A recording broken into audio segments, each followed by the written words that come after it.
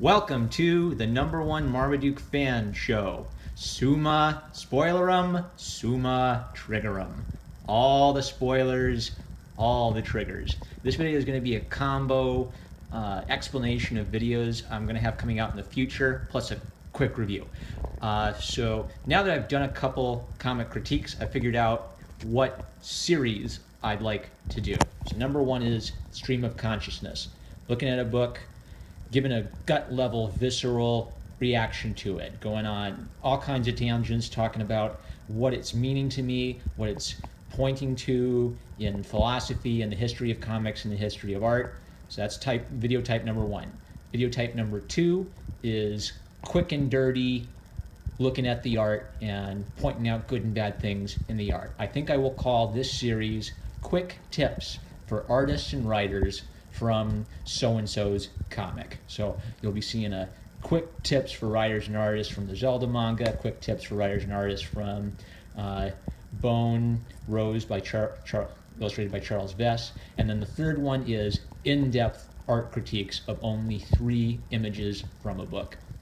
The point being to apply the techniques of formal art critique to a comic page in a much more exhaustive way than just quickly flipping through it would allow. So I think that will hit on the multiple dimensions that I want to talk about within any given comic. So now that I've clarified that, I just really want to give a quick recommendation to this series in general and talk about a few problems within this installment in the series. Jeff Smith's Bone is an incredible, critically acclaimed graphic novel series. If you love comics, this should be on your shelf. Get it at the library, read it, then go buy the book for yourself, because it's one you'll want to read and reread over the years. He had everything I've talked about: great imagination, great humanity, great plot.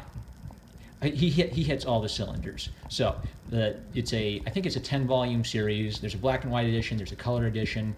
Every edition I've read is good. I tend to like the color edition a little better because I think he's imagining a kind of Tolkien world, and the colors of the world lend themselves, I think, to the total vision. So I prefer the color over the black and white.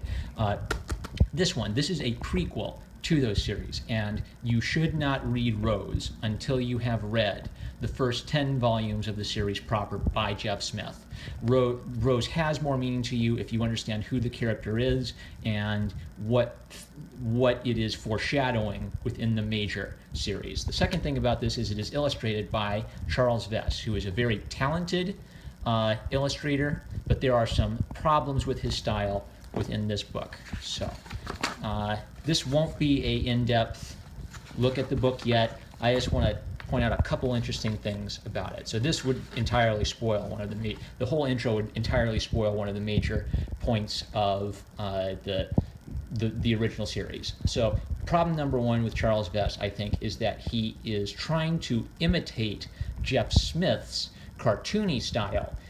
But since he has a more realist style, this is creating some uncanny valley situations where he's trying to imitate Jeff Smith's unique bone structure and way of drawing cartoon characters.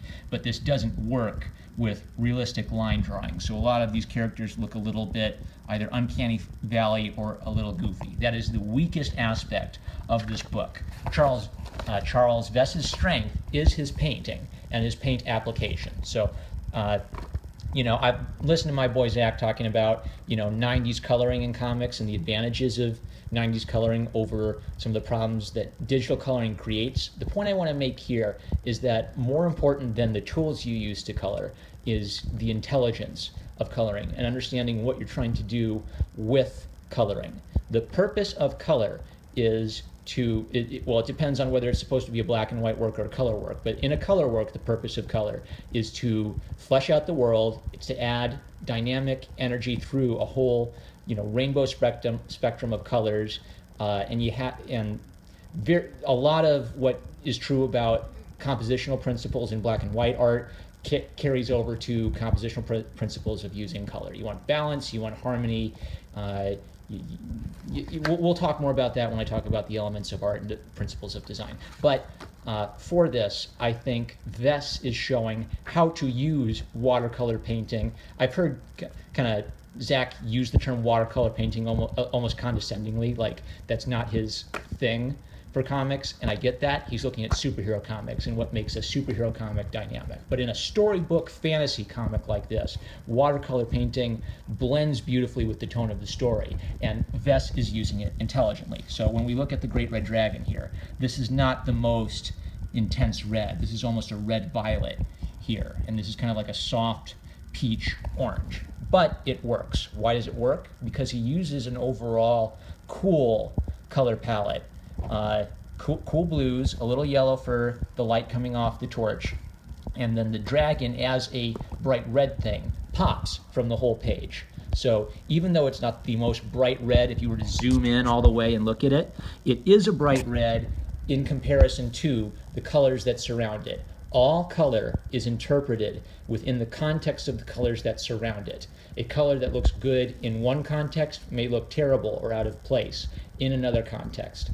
Look at Vess as an excellent example of being a painter and bringing his knowledge as a painter to the comics medium. He is using excellent, harmonious color choices. He is balancing those colors to bring emphasis to the important parts of the page, and he is applying that in a beautiful storybook style.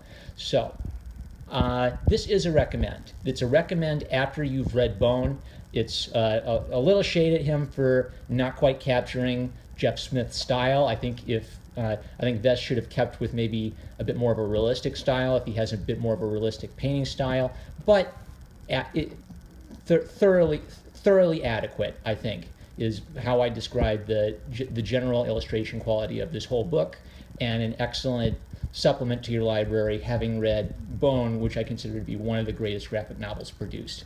All right, catch y'all later. Peace.